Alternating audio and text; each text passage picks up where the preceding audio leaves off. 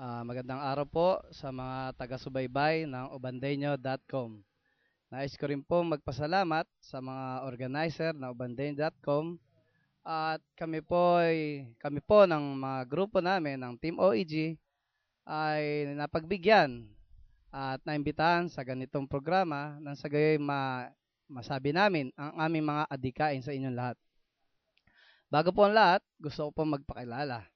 Ako po si Roderick Guevara Watt, mas kilala po sa pangalang Wawi Watt, pangalawa sa tatlong anak ni Rolando C. Watt at ni Doktora Nenita Guevara Watt. Bakit po ako ang dapat pagkalooban ng inyong sagradong boto sa Mayo Gis? Dahil po tunay at tapat ang aking adikain para sa bayan ng Ubando.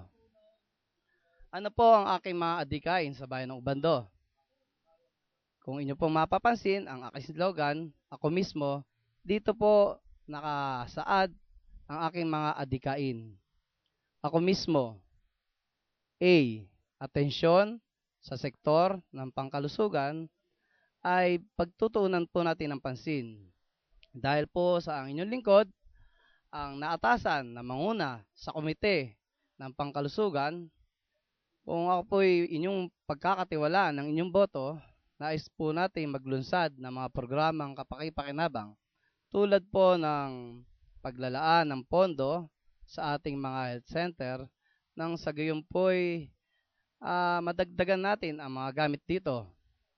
Gayon din po, gusto ng inyong lingkod na makapaglaan o makapagbigay ng sapat na libreng gamot sa ating mga mamamayan.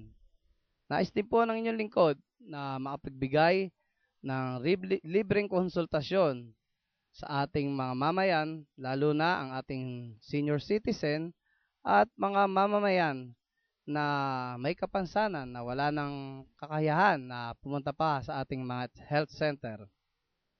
K.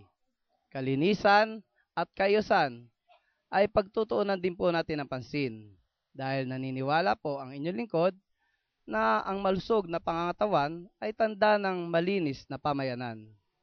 O. Organisadong pamamahala at pangangasiwa ang ating ilulunsad. Nang sa gayon po ang ating mga adikain ay maisakatuparan nating lahat.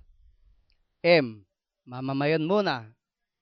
Ito po ang isa sa ating panuntunan dahil ito ang tunay na diwa ng paglilingkuran. I. Ibibigay ko po ang isang malinis at mabilis na serbisyo ng buong katapatan para sa inyo. S. Suwestyon ng bawat isa sa inyo, ng bawat mamamayan, ay ating pakikinggan at pahalagahan dahil naniniwala po ang inyong lingkod na mas maraming kaisipan ay mas maraming problemang masusolusyonan. M. Mahikayat ang bawat isa sa inyo na makibahagi sa mga programang pampamahalaan basta't sama-sama kayang-kaya. At ubandeño, tulong-tulong sa pagsulong, kapit-bisig sa pag-ahon.